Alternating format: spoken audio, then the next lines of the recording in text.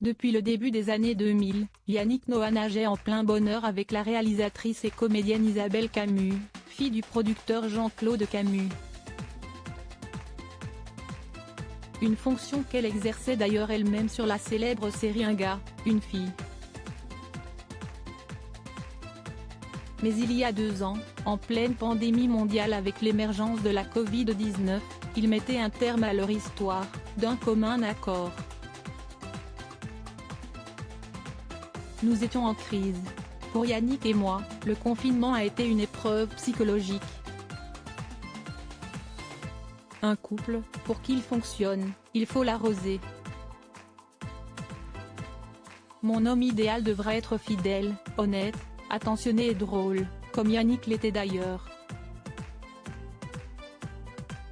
Si ça se trouve, lui et moi on se retrouvera un jour, confiait-elle au magazine Gala en décembre dernier. J'apprécie ma liberté. Quand il y a séparation, chacun est responsable du fait de ne pas avoir réussi à garder la flamme allumée. Mais là, sieste terminée. J'aime trop me réveiller le matin tout seul dans mon jardin. Sieste trop bon, expliquait quant à lui le chanteur de 62 ans, toujours pour Gala, lui qui s'est désormais installé au Cameroun, le pays d'origine de son père. Un fils talentueux. À noter qu'ils ont ensemble un fils, prénommé Joa Lucas, est né en 2004. Cet été, Yannick Noah l'invitait d'ailleurs chez lui, en Afrique, alors que le grand blond aux yeux bleus profitait d'un voyage entre amis, au cours duquel il a eu notamment l'opportunité de rencontrer le président de la République Emmanuel Macron.